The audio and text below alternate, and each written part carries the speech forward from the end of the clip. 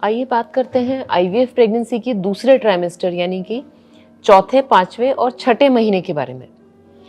जी हाँ, क्या वो सावधानियां हैं जो इस दौरान आपको लेनी है, कौन सी ट्रीटमेंट है, कितनी बार सोनोग्राफी होगी और इस 3 महीनों में क्या वो ऐसे कॉम्प्लिकेशंस हैं जिसके लिए आपको अलर्ट रहना है। मैं डॉक्टर प्रिया भावे चित्तावर इस वीडियो के माध्यम से आपको बताऊंगी आईवीएफ प्रेगनेंसी के सेकेंड ट्राइमेस्टर यानी दूसरी तिमाही, चौथे, पांचवें और छठे महीने के बारे में। जब पहला ट्राइमेस्टर खत्म हो जाता है, पहले 3 महीने खत्म हो जाते हैं, तो कहीं ना कहीं हम सब थोड़ी सी राहत की सांस लेते हैं, क्योंकि पहले 3 महीने में मिसकैरेज और इन सारे कॉम्प्लिकेशंस के चांसेस जो है वो ज़्यादा होते हैं। परंतु ध्यान रखिए कि दूसरे तिमाही में भी आपको कुछ खास बातों का ध्यान रखना है। वीडियो को आखिरी तक देखिएगा, क्योंकि वैसे तो सेकेंड ट्राइमेस्टर एक सेफ ट्राइमेस्टर माना जाता है, परंतु इसके 1 या 2 ऐसे कॉम्प्लिकेशंस हैं जिन्हें मैं आपको वीडियो के अंत में बताऊंगी, जिसके लिए आपको अलर्ट रहना है। आईवीएफ की जो दूसरी तिमाही है उसे हम मानते हैं कि 13 हफ्ते से शुरू होती है, यानी जब आपका 12 हफ्ते का एंटी स्कैन हो जाता है उसके बाद आप सेकेंड ट्राइमेस्टर में आ जाते हैं।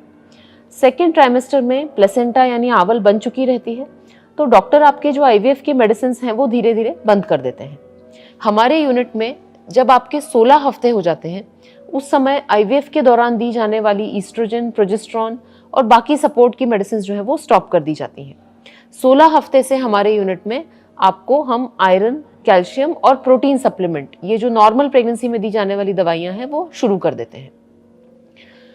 16 हफ्ते में एक बहुत इंपॉर्टेंट सोनोग्राफी होती है जिसे सर्वाइकल लेंथ स्कैन कहा जाता है।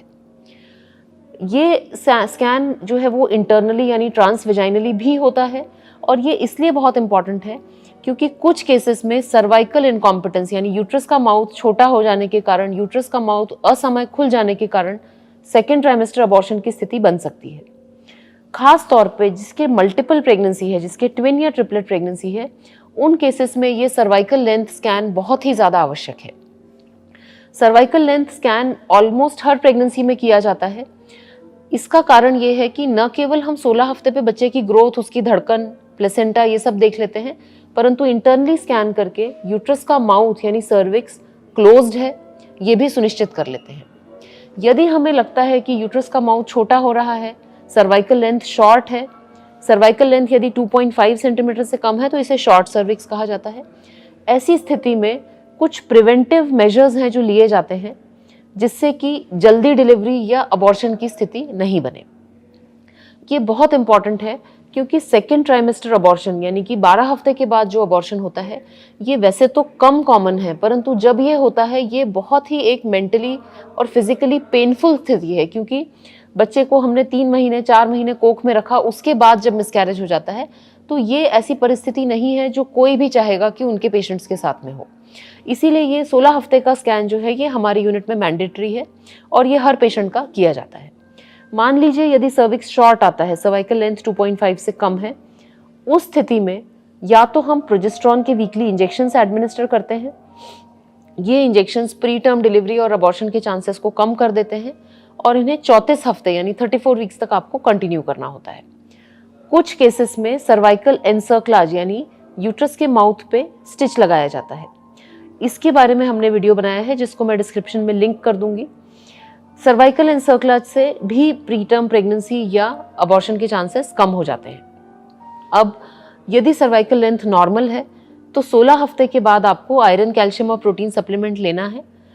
अब आपका जो अगला स्कैन है वो 20 हफ्ते पे होता है जिसे टारगेट स्कैन कहते हैं। टारगेट स्कैन भी एक बहुत इंपॉर्टेंट स्कैन है क्योंकि इसमें बच्चे का पूरा मॉर्फोलॉजिक स्टडी की जाती है, यानी बच्चे के पूरे शरीर के सारे अंगों का डिटेल स्टडी किया जाता है। कहीं कोई जन्मजात विकृति, कोई कंजेनिटल मैलफॉर्मेशन तो नहीं है, ये टारगेट स्कैन में सुनिश्चित किया जाता है। 20 हफ्ते की सोनोग्राफी जो है ये थोड़ी सी लंबी हो सकती है, इसमें 1 से ज़्यादा सेटिंग्स हो सकती हैं, तो इसमें डॉक्टर से आप परेशान मत होइए। कई बार जो है बच्चे की पोजीशन बराबर नहीं होती और डॉक्टर इस स्कैन को बहुत ही बारीकी से और बहुत ही थरली करना चाहते हैं, इसलिए टारगेट स्कैन में हमेशा समय लेके आइए और मेंटली प्रिपेयर्ड होके आइए कि 1 से ज़्यादा विजिट जो है वो लग सकती है। कुछ केसेस में 24 हफ्ते के आसपास फीटल इको यानी बच्चे के हार्ट का इकोकार्डियोग्राफी किया जाता है। ये फिलहाल हर प्रेगनेंसी में नहीं किया जाता, कुछ स्पेसिफिक केसेस में ये किया जाता है। 20 हफ्ते में भी आपका चेकअप होता है, डॉक्टर आपके वज़न, ब्लड प्रेशर, बाकी सारा जो आपके सिम्टम्स हैं वो देखते हैं। इसके बाद आपकी जो नेक्स्ट विजिट होगी वो 24 हफ्ते में होगी। 24 हफ्ते में कुछ केसेस में स्कैन किया जाता है, कुछ केसेस में केवल क्लिनिकल एग्जामिनेशन होता है, परंतु 24 हफ्ते में एक बहुत इंपॉर्टेंट टेस्ट होता है जिसे ग्लूकोज लोड टेस्ट या GLT कहा जाता है। ग्लूकोज लोड टेस्ट में आपको नाश्ता करने के बाद लगभग 75 ग्राम ग्लूकोज पीना होता है। उसके 2 घंटे के बाद में आपका शुगर टेस्ट किया जाता है। ये वैल्यू 140 से कम होनी चाहिए। यदि ये वैल्यू 140 से ज़्यादा है तो आपको कुछ डाइटरी रिस्ट्रिक्शंस फॉलो करने होंगे।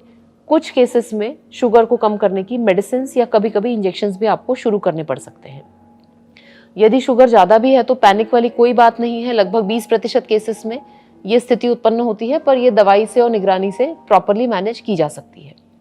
यानी कि 12 से 24 हफ्ते के बीच में आपको एक तो 16 हफ्ते, 20 हफ्ते और 24 हफ्ते यानी हर महीने सोनोग्राफी के लिए आना होता है, चेकअप के लिए आना होता है।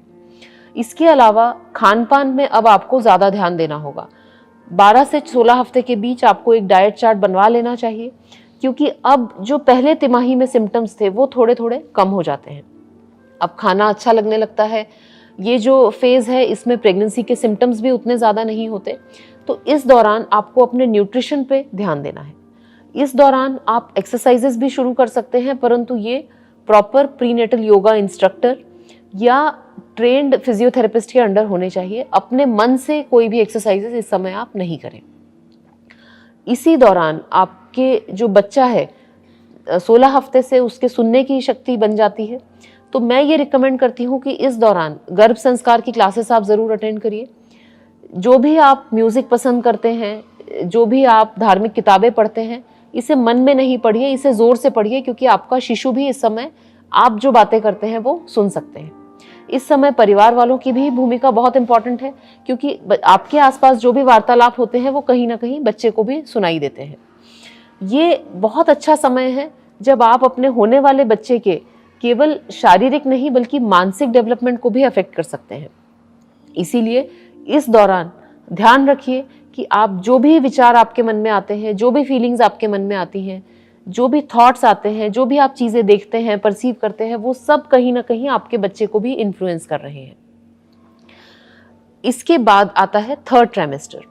अगले वीडियो में मैं आपको बताऊंगी थर्ड ट्राइमेस्टर में क्या वो प्रिकॉशंस हैं, कैसा आपका विजिट्स का शेड्यूल रहेगा, क्या वो प्रिकॉशंस हैं जो आपको लेने हैं।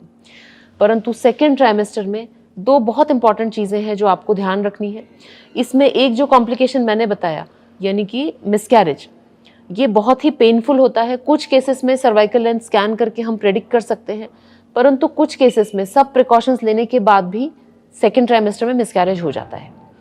यदि आपको सेकेंड ट्राइमेस्टर में वेजाइनल डिस्चार्ज ज़्यादा हो रहा है या पेल्विक प्रेशर लग रहा है, नीचे आपको लग रहा है कि कुछ नीचे आ रहा है, नीचे प्रेशर की फीलिंग हो रही है, तो इमीडिएटली डॉक्टर के पास जाइए, क्योंकि सेकेंड ट्राइमेस्टर अबॉर्शंस जो हैं वो अधिकतर सिम्टमलेस होते हैं, पेनलेस होते हैं।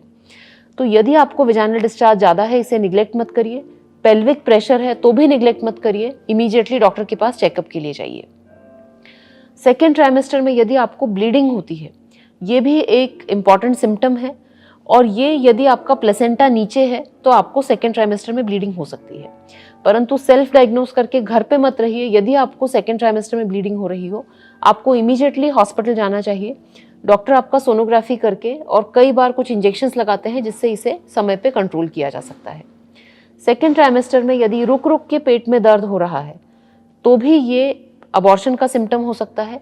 आपको इमीडिएटली हॉस्पिटल जाना चाहिए, जहाँ पे डॉक्टर आपको कॉन्ट्रैक्शंस को स्टॉप करने की मेडिसिन देंगे। यानी कि वैसे तो सेकेंड ट्राइमेस्टर एक रिलेटिवली ईजी समय होता है, परंतु 3 सिम्टम्स यानी कि वेजाइनल डिस्चार्ज और पेल्विक प्रेशर, ब्लीडिंग या फिर रुक रुक के यदि आपको पेन आ रहे हैं, ये तीनों अलार्मिंग सिम्टम्स हैं। इसमें आपको इमीडिएट मेडिकल अटेंशन की आवश्यकता होगी। आशा करती हूँ कि ये वीडियो आपको यूज़फुल लगा। इस बारे में यदि आपके कोई भी शंकाएं हैं, कोई भी और जिज्ञासा है, तो ज़रूर हमें कमेंट्स में लिख भेजिए। धन्यवाद।